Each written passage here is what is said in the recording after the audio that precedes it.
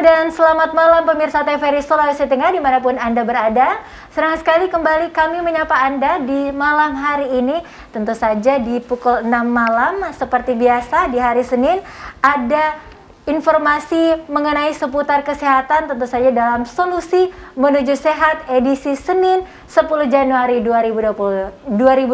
Dan di malam hari ini saya, Ayu Poroto, tidak sendirian seperti biasa. Sudah ada bersama kita di studio yang menemani kesempatan malam hari ini ada Dr. Angga. Selamat malam, Kayu. Selamat malam, Pak Dokter. Selamat Sehat? malam. Alhamdulillah sehat, Kayu. Alhamdulillah. Dan pemirsa, di SMS malam hari ini kita akan membahas salah satu topik yang beberapa tahun terakhir ini menjadi isu yang begitu banyak diangkat oleh pemerintah kita, khususnya pemerintah Provinsi Sulawesi Tengah.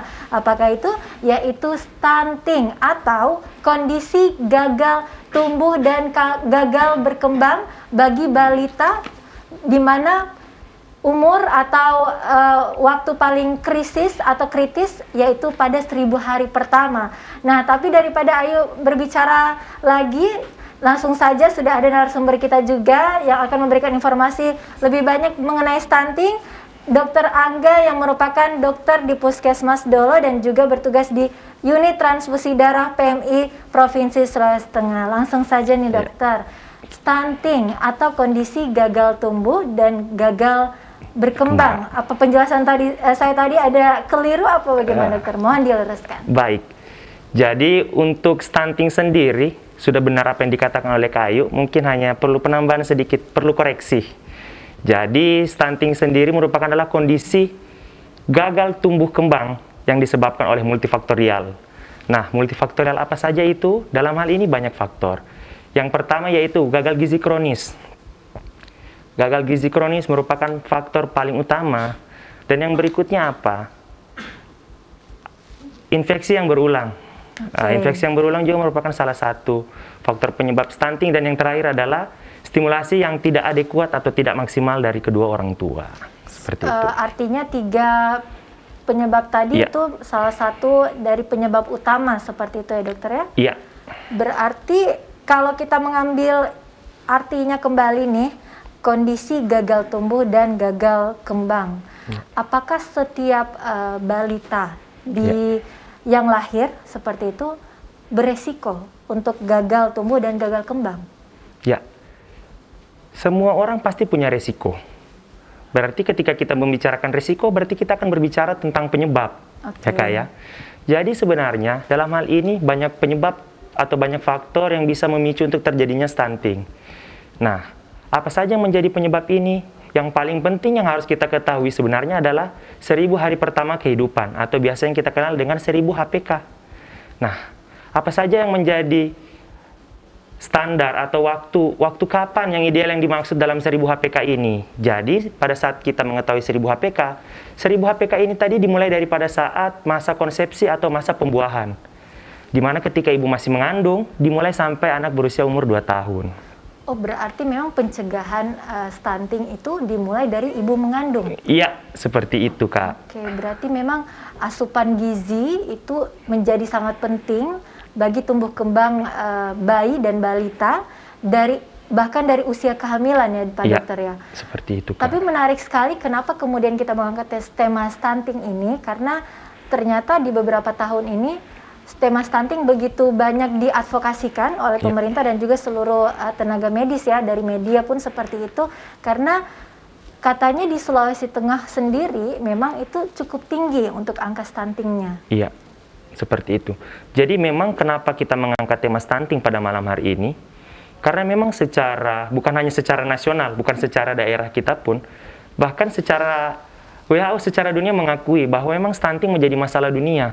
Di mana berdasarkan data WHO pada tahun 2018 dikatakan bahwa sekitar 30,8% atau sekitar 149 juta penduduk balita itu mengalami stunting, di mana Indonesia menjadi penyumbang sebesar 24,4% dari 30,8% tadi. Dan Indonesia secara di Asia Tenggara menempati peringkat ke-6. Asia Tenggara. Kita hanya bisa mengalahkan Myanmar. Sedangkan yang berada di atas kita itu ada Vietnam, Malaysia, Thailand, dan Singapura. Wow, ternyata memang di Ya. Asia Tenggara pun kita cukup struggling dengan angka Iya, stunting ini ya Pak stunting. Dokter ya. Iya. Tapi itu mengenai gambaran umum lah. Iya. Stunting itu menjadi penting kemudian untuk dibahas. Namun pemirsa dan juga semua yang menonton di malam hari ini tentu ingin lebih tahu banyak sebenarnya apa yang menjadi penyebab stunting. Coba kita bahas yang paling pertama dari masalah gizi Pak Dokter. Iya. Baik. Mungkin sebelum kita membahas tentang gizi, sebenarnya ini mencakup yang 1000 hari pertama tadi. Oke. Oke. Jadi memang yang perlu harus dimengerti, yang harus dipahami, bahwa ternyata mulai dari saat ibu mengandung, dari antenatal care-nya, dari ANC-nya sendiri. Kadang-kadang sekarang ibu-ibu milenial itu sangat, mungkin ya, tanda kutip sangat malas untuk pergi memeriksakan kandungannya. Padahal berdasarkan anjuran antenatal care atau pemeriksaan kehamilan itu minimal 4 kali. Minimal 4 kali. Minimal 4 kali, di mana itu dimulai dari trimester 1 1 kali, trimester 2 1 kali, dan trimester ketiga sebanyak 2 kali. Nah, ini pun menjadi masalah ketika ibu-ibu milenial sepertinya enggan untuk memeriksakan, Oke. baik ke bidan maupun ke dokter spesialis kandungan. Seperti itu. Oke, berarti memang antenatal care. menjadi sangat penting. Ya. Sampai di usia 2 tahun tadi kata dokter ya. Kalau untuk antenatal care itu sampai dari proses pembuahan sampai persalinan. Nah, ketika setelah itu ada postnatal care. Oh, ada postnatal care. Ya, Sampai itu 2 tahun. 2 tahun. Ya. Oke, jadi setelah melahirkan, kemudian apa lagi yang harus dijaga oleh orang tua, terusnya mungkin dari ibu? Ya. Baik. Saya menggarisbawahi apa yang Kakak katakan ya, bahwa sepertinya menjadi tanggung jawab seorang ibu sepenuhnya. Padahal ternyata tidak. Ketika kita siap untuk memiliki anak, berarti itu menjadi sebuah tanggung jawab bersama. Baik, ya, tanggung jawab bersama. Ini yang harus digarisbawahi secara penting, bahwa ketika memiliki anak, itu menjadi tanggung jawab bersama. Bukan hanya suami dan istri, bahkan keluarga sekitar pun. Betul sekali, dan ini juga masih menjadi mitos stigma masyarakat kita ya, Pak Dokter, memang tidak bisa dielakkan. Tapi kembali lagi ke stunting, setelah tadi antenatal care dan kemudian 1000 hari pertama, apa yang harus dijaga sebenarnya? Apa yang harus dijaga? Oke, kita lanjutkan. Setelah antenatal care, kita akan mengenal postnatal care. Nah, postnatal care ini sebenarnya hal yang sangat simpel untuk dilakukan, namun sama seperti antenatal care tadi. Ibu-ibu milenial kesannya jadi malas. Kenapa? Padahal di postnatal care ini, anak-anak akan sangat baik. Di sini akan ternilai pertumbuhan dan kembangnya sesuai dengan definisi stunting tadi.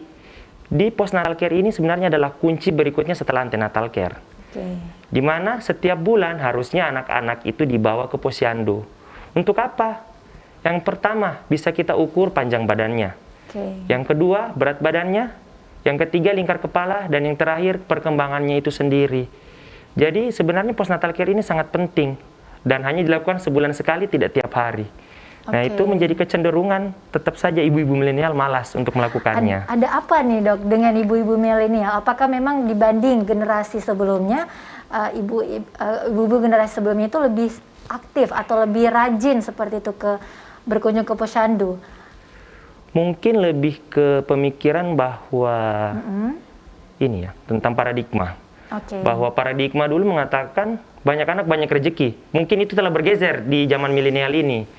Nah, itu mungkin juga salah satu faktor yang menyebabkan ibu-ibu milenial atau keluarga milenial ini enggan membawa anaknya ke postnatal care atau ke posyandu. Nah, dan pemirsa, bagi Anda yang menonton saat ini mungkin sedang juga dalam merawat atau memiliki balita, Anda dapat menanyakan nantinya, masuk bersama kami untuk menanyakan pertanyaan langsung ke Dr. Angga, masuk melalui 0451 452 414. Namun setelah break azan maghrib berikut ini, kami segera kembali.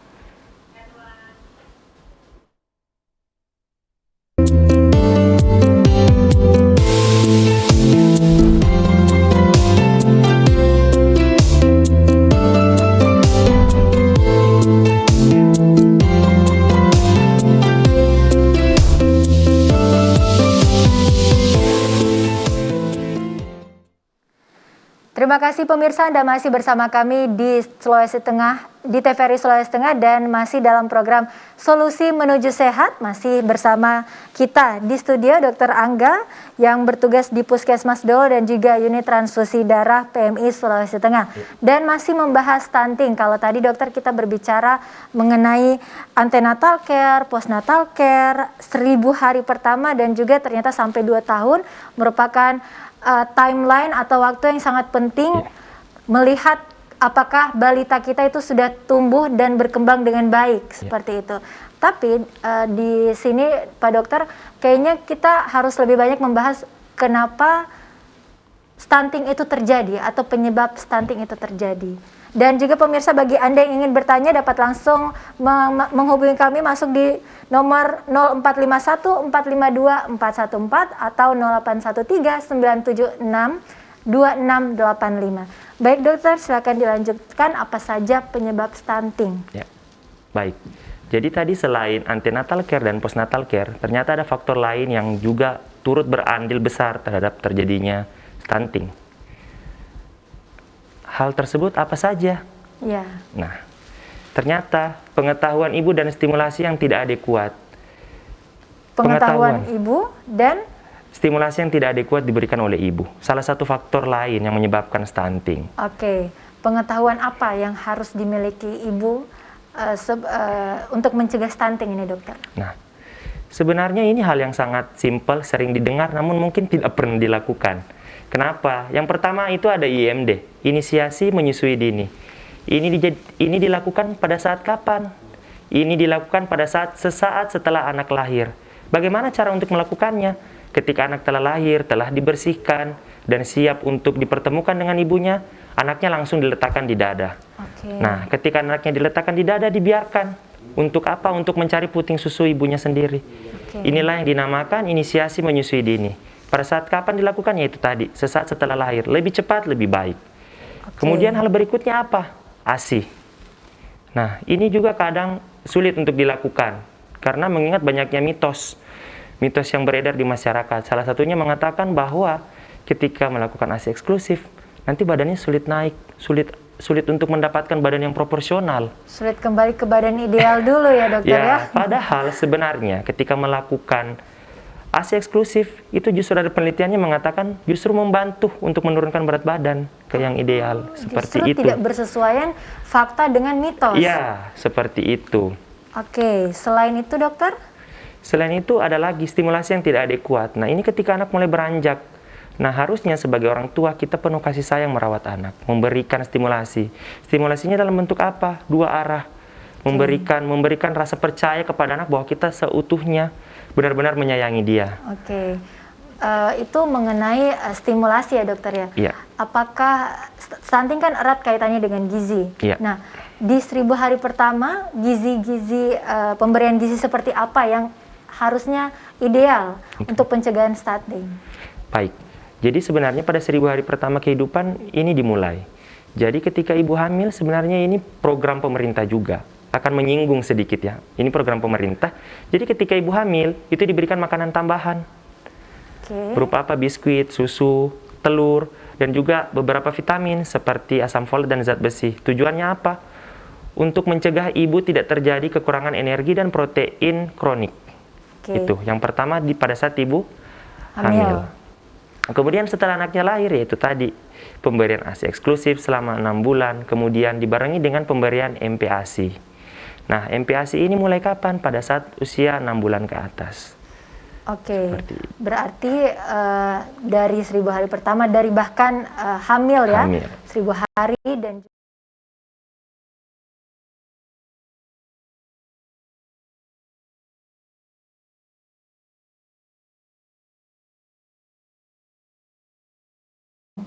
melihat apakah anak kita atau balita kita ini akan stunting nantinya atau tidak. Sebenarnya parameter apa yang diukur, dokter, dalam melihat stunting itu terjadi? Baik. Jadi ini sebenarnya berhubungan dengan penjelasan yang tadi saya paparkan sebelumnya ya. Itu berhubungan erat dengan postnatal care. Nah, postnatal care ini apa? Yaitu ketika anak lahir dibawa ke posyandu setiap bulan. Nah, sebenarnya parameter yang pasti untuk menguji stunting itu tidak ada. Terkadang kita dapat menemui anak kita stunting itu setelah usia 2 tahun. Jika memang kita kurang peduli, kurang care sama pertumbuhan dan perkembangan anak kita. Di mana kita untuk melihat dari posyandu tadi, kita sebenarnya ketika ibu-ibu melahirkan, pasti akan mendapatkan KMS, kartu menuju sehat. Nah, di situ kita bisa melihat berat badan anak, panjang badan anak, lingkar kepala, dan juga perkembangannya. Nah, untuk perkembangannya sendiri kita juga bisa melihat. Jadi pada usia-usia tertentu sebenarnya anak-anak itu ada hal-hal atau capaian yang harus dicapai oleh anak tersebut. Ya, contoh ya Kak, pada usia 6 bulan anak-anak harusnya sudah bisa terlentang, kemudian tengkurap. Nah, kepalanya agak tegak. Nah, itu sebenarnya capaian yang harus dicapai. Nah, ketika dia tidak mencapai hal tersebut, kemudian kita lihat juga di KMS-nya ternyata pertumbuhannya tidak seperti yang kita harapkan, itu sudah bisa menjadi sebuah indikasi bahwa apakah ini mungkin bisa jadi stunting. Nah, ini bisa kita intervensi secepatnya. Kita pergi kemana? Ke bidan dan juga dokter spesialis anak. Seperti itu. Oke, dokter, berarti sebelum masuk kita ke intervensi atau pencegahan stunting ya, karena nanti akan mengarah ke sana. Gizi yang paling utama, kasih sayang, stimulan-stimulan yang tadi kata Pak Dokter. Tapi kalau berbicara mengenai gizi ya di Indonesia sendiri memang erat kaitannya dengan angka kemiskinan, Dokter. Dan tadi survei yang sudah dokter sampaikan juga bahwa Indonesia termasuk urutan ke-6 di Asia Tenggara. Di urutan paling rendah lah istilahnya ya, atau negara-negara yang angka stuntingnya begitu rendah, salah satunya Singapura, di mana juga kita ketahui bersama adalah negara maju seperti itu. Jadi dokter, bagaimana kemudian gizi berkaitan juga dengan ekonomi ibu-ibu atau rumah tangga yang susah atau masih dalam kondisi ekonomi menengah ke bawah, biasanya apa yang terjadi atau apa yang mereka lakukan untuk mencegah stunting itu terjadi? Nah, sebenarnya ini multifaktorial atau multisektoral ya untuk menangani stunting sebenarnya. Tidak pure dari bidang kesehatan saja yang bergerak, namun ada dari faktor sosial dan ekonomi. Ini jelas akan sangat berpengaruh dan saling berkaitan. Jadi bagaimana cara ibu-ibu pemenuhan gizi untuk anak-anak yang memang dari latar belakang ekonomi yang kurang mampu? Sebenarnya banyak bahan makanan yang bisa diolah.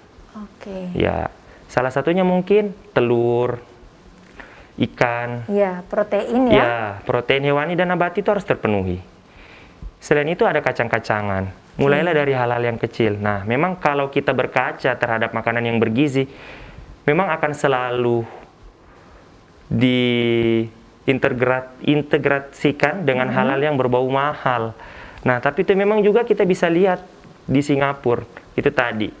Ketika kita berbicara prevalensi dan ada data secara yang saya himpun bahwa memang di Singapura itu makanan bergizi lebih murah ketimbang di Indonesia. Padahal kalau dilihat justru kita ladang, kebun, sawah itu begitu luas ya dibanding Singapura yang istilahnya sudah kekurangan lahan begitu ya dokter ya. Tetapi selain faktor ekonomi di dokter, mungkin juga banyak mitos-mitos yang berkembang di masyarakat kita. Salah satunya, kalau orang tuanya tidak terlalu tinggi, berarti anaknya tidak mungkin tinggi. Nah, apakah itu juga salah satu mitos yang akhirnya masyarakat tidak begitu memperhatikan bahwa ada resiko anak kita terkena stunting? Jadi seperti ini, mungkin saya luruskan dulu ya. Jadi tidak semua anak yang pendek itu pasti stunting. Tidak seperti itu pemahamannya dan tidak seperti itu hal yang dipahami. Jadi kita kembali lagi ke definisi stunting, bahwa definisi stunting mencakup dua hal, yaitu pertumbuhan dan perkembangan, Kak. Jadi ketika hanya pertumbuhannya saja yang kita jadikan acuan, kita tidak bisa mengatakan dia stunting. Seperti itu. Nah, untuk tinggi badan orang tua, jadi sebenarnya ada perhitungan-perhitungan tertentu dalam dunia medis yang bisa dijadikan acuan. Jadi tinggi badan suami ditambah tinggi badan istri itu adalah perhitungannya. Jadi nanti akan mendapatkan ada yang dinamakan tinggi minimalis dan tinggi maksimal. Jadi ini akan menjadikan acuan anaknya akan berada di mana. Betul. Dan pada akhirnya akan ada berada di situ. Berarti memang mitos itu jangan dipercaya ya Pak Dokter ya. hanya sekedar mitos saja. Mitos. Kalau kata Pak Dokter tadi ya kembali ke pengertian stunting, gagal tumbuh dan gagal kembang. Berarti ada kemungkinan anak kita gagal tumbuh tapi berhasil kembang, Ya. atau sebaliknya berhasil kembang tapi gagal tumbuh. Atau bisa juga kondisinya berlebihan. Ya. Bagaimana itu dokter? Ya, jadi memang nanti ketika seperti yang kakak katakan tadi definisinya itu memiliki definisi lagi yang berbeda. Ketika dia gagal tumbuh, tapi dia bisa berkembang, itu namanya lagi perawakan pendek. Kalau memang dia misalnya tingginya tidak di dalam kurvanya, dia berada di bawah kurva, itu namanya perawakan pendek. Nah, ketika dia di atas kurva, namanya lagi gigantisme, beda lagi. Ya. Nah, ketika kita berbicara dia bisa bertumbuh, tetapi dia tidak bisa berkembang, itu beda lagi. Kita akan mengenal istilah retardasi mental. Nah, retardasi mental ini ada lagi gradingnya. Dimulai dari yang rendah, sedang, berat, dan sangat berat. Jadi memang ketika kita berbicara tentang stunting ini, memang kita harus benar-benar memahami dari artinya dulu. Betul. Ya, seperti itu. Dan ini tadi kami luruskan kembali pemirsa, bisa saja kita sebagai orang tua itu salah mengartikan ya dokter ya, stunting, anak saya kok nggak tinggi-tinggi gitu ya, anak saya kok nggak ini. Nah itulah pentingnya tadi untuk selalu cek di posyandu membawa KMS, karena kurva itulah yang akan menunjukkan kalau pertumbuhan balita kita, anak kita apakah sudah ideal atau belum. Ya Pak Dokter. Iya. Nah menarik sekali ini pemirsa, kembali kami mengajak Anda juga untuk bergabung. Silakan berikan pertanyaan Anda, akan dijawab langsung oleh Pak Dokter Angga. Silakan bergabung di 0451 452 414 atau 0813 90 76 2685. Dan Pak Dokter, tadi kita sudah banyak berbicara mengenai penyebab stunting. Nah, apa hal yang bisa kita lakukan untuk mencegah stunting? Dimulai dari mungkin orang tua, dan juga nanti di segmen selanjutnya kita akan membahas apa korelasinya dengan kebijakan pemerintah. Namun kita pengen pemirsa juga ingin tahu pencegahan paling simpel atau paling mudah yang bisa dilakukan dalam lingkup rumah tangga. Dalam lingkup rumah tangga. Baik. Jadi untuk ruang lingkup rumah tangga sendiri ya itu tadi. Dimulai dari 1000 hari pertama kehidupan. Ini akan selalu terulang dan terus terulang, dan alangkah lebih baiknya untuk terus diingatkan kepada ibu-ibu di rumah serta suaminya bahwa 1000 hari pertama kehidupan itu sangat penting. Jadi dimulai dari masa konsepsi. Nah, ketika dimulai dari masa konsepsi atau kehamilan, ini sebenarnya sudah harus dimulai. Nah, cara pemenuhan gizinya apa? Dimulai dengan gizi seimbang. Bukan 4 sehat 5 sempurna lagi, tetapi gizi seimbang. Di mana gizi seimbang ini mencakup apa saja? Yang pertama, karbohidrat yang cukup, protein yang cukup, dan lemak yang cukup. Seperti itu. Karbohidrat cukup, lemak yang cukup, protein yang cukup. Ya. Apakah semua itu di 1000 hari pertama bisa dicukupi lewat ASI eksklusif, dokter? Kita masih berbicara tentang ini ya Kak. Tadi kita masih berbicara ibu tentang hamil. Ya, masih di ibu hamilnya. Berarti ibu hamil harus memenuhi 3 poin utama tadi ya, karbohidrat cukup, lemak cukup, dan protein cukup. Vitamin cukup juga harus, dokter. Setelah itu tercukupi, apalagi yang harus dilakukan oleh pasangan ibu hamil dan juga suami? Baik. Kemudian yang harus dilakukan berikutnya itu tadi, di salah satu penyebabnya kan kurangnya pemeriksaan ke antenatal care. Nah, ketika telah melakukan pemenuhan gizi tadi, harus rajin dan rutin pergi ke antenatal care, kemana? Ke bidan dan juga dokter spesialis kandungan atau OB/GYN. Itu yang berikutnya harus dilakukan. Lalu itu saja untuk antenatal care? Iya, untuk antenatal care cukup sampai di situ. Cukup sampai di situ. Selanjutnya postnatal care. Nah, setelah postnatal care, pencegahannya yaitu tadi kita harus rutin ke postnatal care. Kemudian rutin setiap bulan mengikuti imunisasi, MPASI, ASI eksklusif, dan yang paling penting sebenarnya ini yang saya sangat jarang lihat. Baik secara teori maupun secara ketika saya turun di lapangan saya tidak melihat ini. Ada bayi yang bisa mencapai ASI sampai 2 tahun. Padahal itu sangat penting, jarang saya dapatkan. Saya justru terakhir dapat pasien yang hanya 1,5 tahun ASI-nya. Oh, berarti memang masyarakat kita itu masih kurang. Tidak memberikan ASI eksklusif sampai 2 tahun? Tidak. Jadi ASI eksklusif itu adalah ketika hanya 6 bulan. Kenapa dikatakan ASI eksklusif? Karena memang pure atau tidak ada gangguan sama sekali dari MPASI istilahnya. Jadi memang benar-benar hanya ASI selama 6 bulan. Nah, ketika 6 bulan sampai 24 bulan, itulah yang namakan ASI, MPASI. MPASI. Iya. Sudah ada seperti tambahan makanan Iya. tadi ya. Oke. Selain setelah itu saja untuk postnatal care? Iya, dan kemudian ditambah lagi yang tadi sesuai dengan definisi. Ditambahkan dengan stimulasi. Nah, stimulasi yang seperti apa? Yaitu tadi dilakukan oleh dua arah, melalui ibu atau suami terhadap anaknya. Seperti itu. Pemberian kasih sayang yang tercukupi, Iya. menstimulasi, mengajak berbicara itu salah satu stimulan salah satu ya. stimulasi. Dan juga mengenai pencegahan ini Pak Dokter, apakah berhenti sampai di 2 tahun? Karena sebenarnya kita akan mengenal golden age. Kita kenal golden age. Jadi, pada masa 2 tahun ini atau di 1000 hari pertama kehidupan ini merupakan masa-masa pertumbuhan yang sangat signifikan terhadap bayi ini. Nah itu, karena berdasarkan penelitian bahwa ketika anak lahir itu ada 100 miliar sel neuron di otak yang hanya menunggu waktu untuk terhubung. Dengan apa? Dengan stimulasi tadi. Jadi ketika dia tidak distimulasi dengan baik, itu justru tidak terhubung. Jadi dia hanya mentok di situ, jadi ya dia tidak berkembang menjadi satu kesatuan.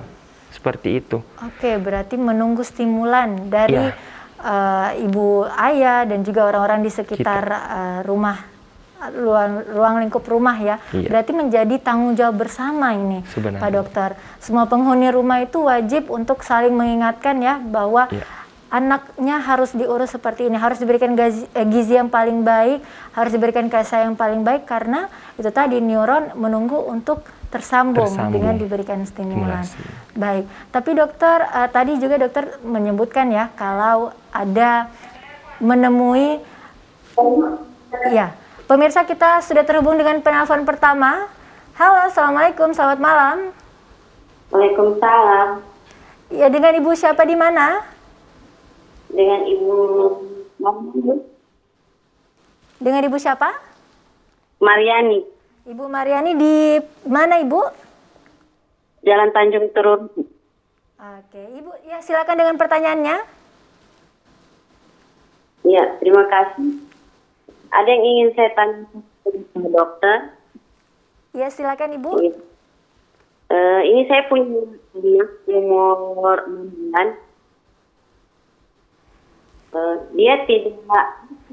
Dia hanya masuk gula.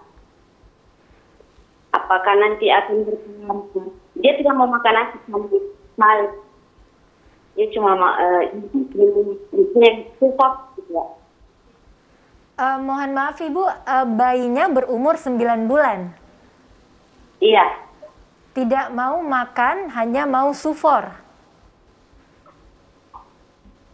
Iya. Okay. Apakah nanti berpengaruh pada ibu atau pengaruh samping? Oke, baik ibu. Terima kasih atas pertanyaannya. Ya. Baik, terima kasih Ibu Mariani yang sudah tersambung tadi dengan kita ya Pak Dokter. Pertanyaannya mengenai memiliki bayi berumur 9 bulan, belum mau makan, maunya sufor saja. Bagaimana itu Pak Dokter? Oke. Baik, jadi tadi mungkin ada lanjutan pertanyaannya ya, apakah berpotensi stunting atau tidak? Iya, betul. Kalau saya tidak salah suaranya terputus-putus. Iya. Oke. Jadi anak 9 bulan, ini datang kasus ya, kita anggap ini lagi datang ke praktek. Anak 9 bulan datang dengan keluhan hanya mau minum sufor. Tapi di sini kita tidak mendapatkan gambaran yang lain. Dia hanya mengatakan bahwa dia mau minum sufor. Kita tidak punya gambaran pertumbuhannya seperti apa, perkembangannya seperti apa. Jadi kita hanya bisa membahas dalam hal ini hanya untuk membahas sufornya, apakah mencukupi gizi atau tidak. Nah, jadi jawabannya ini adalah tergantung banyak faktor juga yang harus kita lihat. Satu, berat badannya seperti apa. Jadi akan ada pemenuhan gizi berdasarkan berat badan. Tidak serta-merta kita hanya melihat, wah ketika anak saya hanya meminum sufor ini bagaimana? Bisa stunting? Tidak. Tetap kita harus melihat pertumbuhannya tadi itu di kurva. Oke, berarti memang sangat penting sekali ini ya Pak Dokter ya, kartu menuju sehat yang harus selalu dicekkan oleh ibu-ibu dengan balita ke posyandu ataupun ke bidan ataupun juga ke dokter spesialis kandungan, karena nanti akan terlihat apakah bayi kita itu berpotensi stunting atau tidak, dari kurva situ dapat terlihat apakah ideal atau tidak, ya. Jadi tadi dengan hanya ketidakinginan untuk makan, hanya mau sufor, itu belum bisa menjawab. Belum bisa menjawab. Namun ya kita harus lihat minum sufornya juga frekuensinya dalam sehari berapa kali. Ini penting loh Bu, cuma Ibu tidak menyampaikan tadi dalam telepon, dalam dialog interaktifnya, Ibu tidak mengatakan berapa kali dia minum. Mungkin saja dia minumnya dalam sehari 10-12 kali. Itu sangat luar biasa, Bu. Bagus. Jadi memang penyampaian informasi yang seperti ini sebenarnya sangat-sangat membuat rancu kita sebagai seorang dokter untuk menjawab pertanyaan dari Ibu. Tetapi saya mengapresiasi Ibu yang sudah mau menelpon. Oke, terima kasih. Dan makanya itu tadi menjadi penting kembali ya. Jika ada ingin mengetahui lebih banyak lagi bagaimana sih perkembangan balita kita ini sudah ideal atau tidak, harus rajin untuk ke posyandu, bidan maupun dokter spesialis kandungan. Dan pemirsa, kita masih akan berdiskusi kembali dengan Dr. Angga, namun setelah usai jeda pariwara berikut ini, jangan kemana-mana.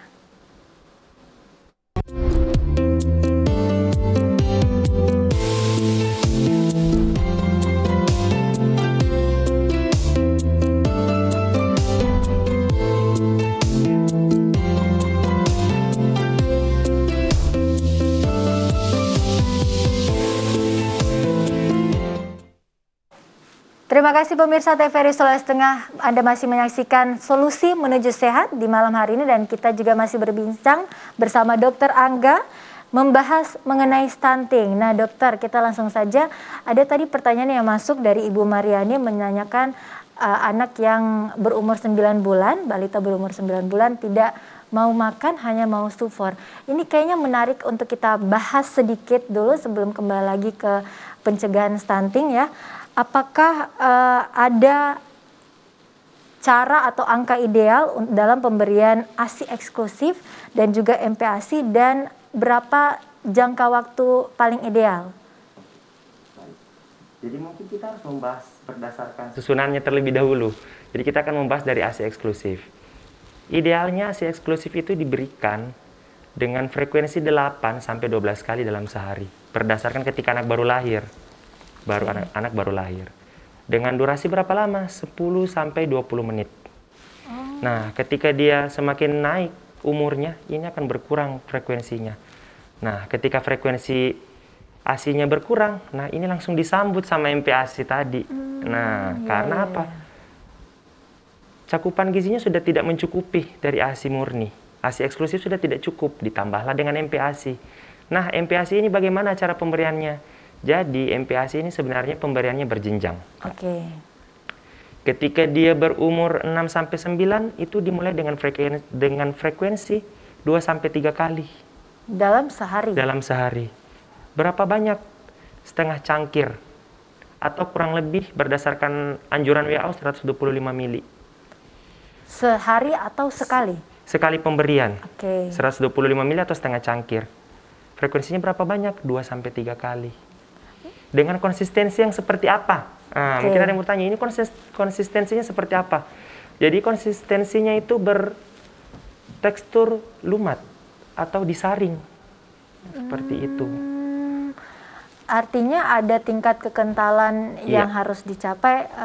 Di mana bayi bisa menerima. Iya. Sebenarnya banyak aspek yang kita harus pikirkan. Bukan dalam hal menerima, dalam artian bayinya ya. Saluran cernanya yang kita pikirkan. Seperti itu. Jadi ketika bayi ini kan ada transisi. Yang tadinya hanya ASI eksklusif, kemudian tiba-tiba kita ingin memberikan MPASI. Nah, jangan sampai saluran cernanya kaget. Nah, ini justru mengakibatkan infeksi. Infeksinya dalam bentuk apa? Diare. Nah, mungkin ketika dia diare, ibunya menganggap, oh ini biasa karena transisi. Tidak dibawalah ke bidan, ke tempat-tempat atau pusat-pusat kesehatan, tidak harus bidan, ke puskesmas bisa. Nah, ternyata ini yang jadi berlanjut. Nah, ini tadi kembali lagi bisa jadi penyebab stunting, infeksi yang berulang. Seperti itu. Nah, kita lanjut dari 6-9. Sedangkan 9-12 teksturnya mulai pelan-pelan naik. Frekuensinya juga naik lagi, 3-4 kali sehari. Nah, itu teksturnya bagaimana? Lembek. Kalau untuk frekuensi ASI ketika sudah MPASI juga berkurang tentu saja. Oke, baik pemirsa, kita sudah terhubung dengan penelpon kedua. Halo, assalamualaikum, Halo. selamat malam. Selamat malam. Ya, dengan Ibu siapa di mana? Ibu Rian di Pusput. Iya, Ibu Rian, silakan langsung dengan pertanyaannya. Iya. Selamat malam Dokter Angga. Ya, malam Ibu. Ya, begini Dok.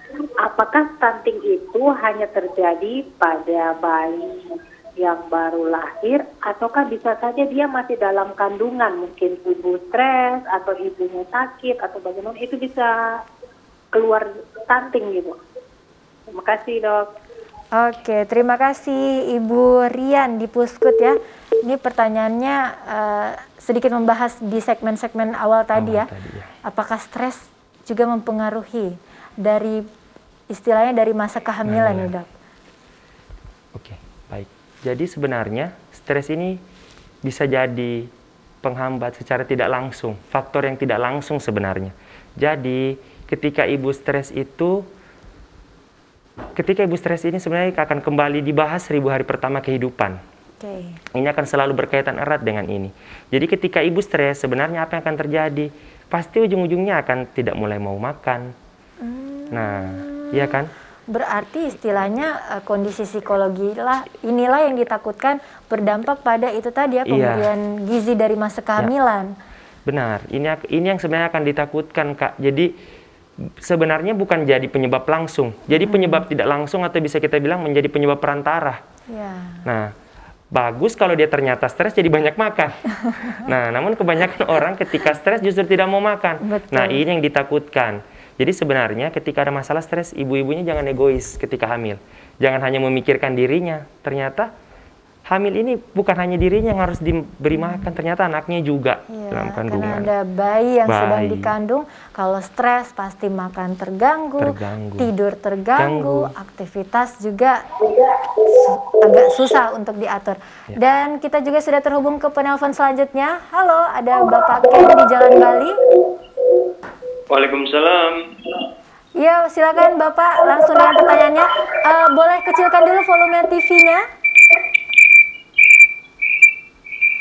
Ya, Bapak Ken, boleh dikecilkan dulu volume TV-nya, Pak? Sudah. Iya, Oke. boleh. Ya, boleh. Silakan. Dengan Ken di Jalan Bali. Ya, silakan langsung pertanyaannya, Pak. Ya, Assalamualaikum dokter. Selamat malam. Ya, waalaikumsalam. Selamat malam, Pak. Iya, terima kasih. Ini saya mau tanya. Kalau karena ada pernah lihat orang yang anak-anak yang stunting gitu, jadi tidak berkembang tingginya begitu. Itu kira-kira ada obatnya enggak untuk menyembuhkan itu? Baik. Itu saja pertanyaannya? Umur di bawah 10 tahun begitu. Baik, itu pertanyaannya Pak Ken? Ya, Ya. itu dulu. Terima kasih. Oke, terima kasih Bapak Ken.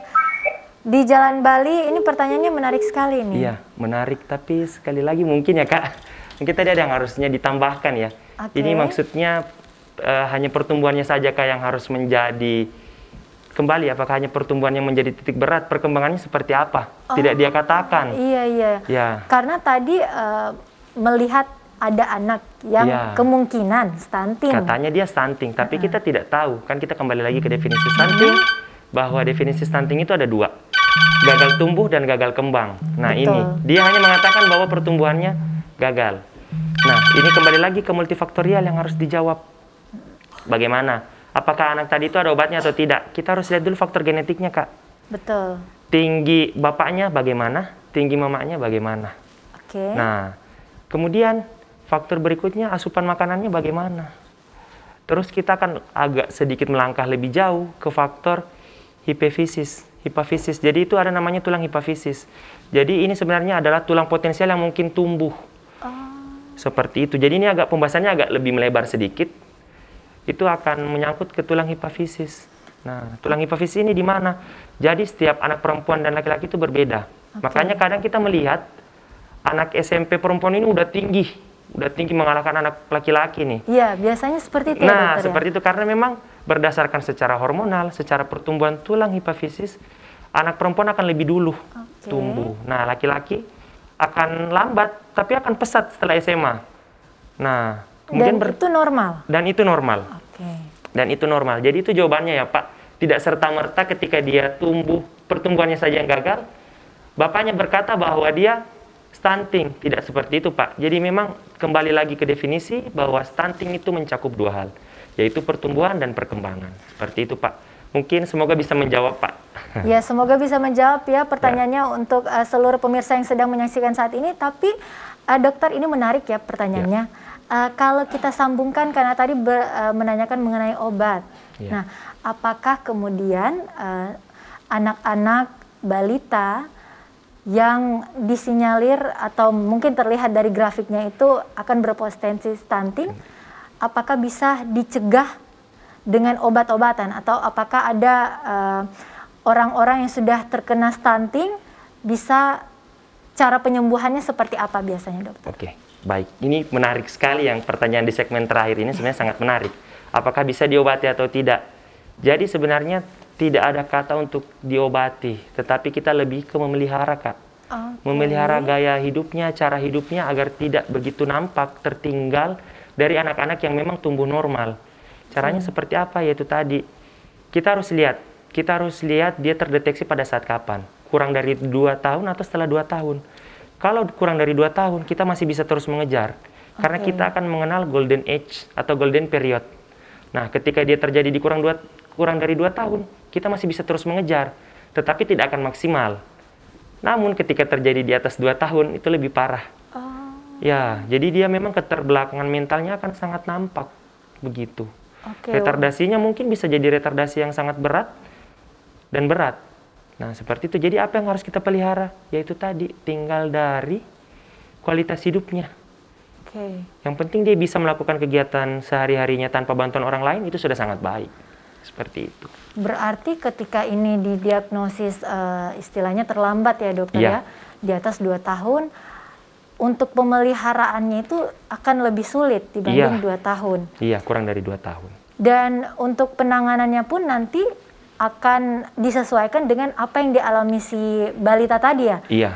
Tadi kalau kata dokter ada retardasi mental, yaitu gagal berkembang ya. Ada juga kekerdilan atau gagal tumbuh.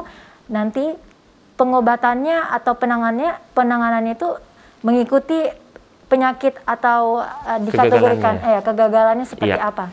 Tapi kan kita kembali ke definisi stunting, bahwa definisi stunting itu mencakup 2 hal. Jadi ketika pertumbuhannya ditangani, perkembangannya akan mengikuti.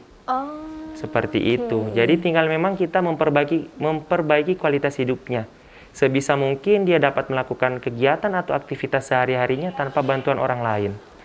Oke, baik. Dan memang ini kemudian ternyata menurut penjelasan Pak Dokter tidak bisa menggunakan obat ya? Iya, tidak. Tidak, tapi dipelihara. Iya. Agar semakin kecil resiko stunting. Iya. Seperti itu. Seperti itu. Dan Pak Dokter di segmen terakhir ini juga, kalau tadi kita berbicara soal lingkup rumah tangga, kalau untuk pemerintah kita sendiri itu bagaimana sih Pak Dokter? Kalau kami melihat ya, di beberapa tahun terakhir ini memang menjadi salah satu isu di Kota Palu sendiri dan juga di Provinsi Sulawesi Tengah mengenai stunting ini. Ada begitu banyak advokasi, iklan di iklan publik ya, mengenai pentingnya pencegahan stunting. Apakah menurut Pak Dokter yang sudah dilakukan pemerintah itu sudah sesuai atau sudah maksimal, dan apa saja yang sudah dilakukan pemerintah? Oke. Baik, jadi yang dilakukan pemerintah sejauh ini menurut saya sudah hal yang paling maksimal untuk menurunkan angka stunting. Karena ini berpedoman dari WHO juga ya. Karena berdasarkan WHO mereka menggunakan scaling up nutrition. Jadi ini yang diadopsi oleh pemerintah Indonesia. Namun dalam hal ini, pemerintah Indonesia membagi 2 cakupan besar, yaitu gizi spesifik dan gizi sensitif. Nah, kita dari bidang kesehatan akan hanya berfokus di gizi spesifik.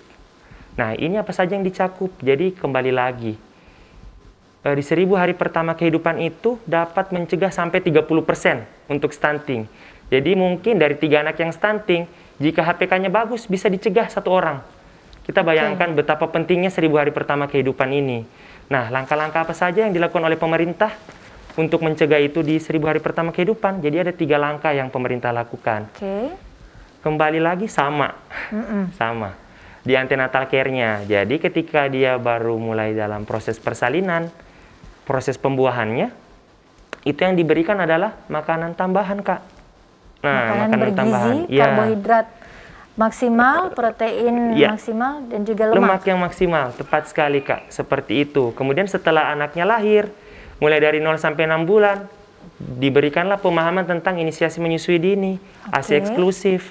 Dan ketika mulai dari usia 7 bulan sampai 24 bulan, mulailah dikembangkan MPASI dan juga pemberian ASI sebisa mungkin sampai 2 tahun. Oke, berarti memang kalau bisa saya simpulkan yang paling penting yaitu dari masa kehamilan, pasca melahirkan, sampai di 1000 hari pertama atau di 24 bulan.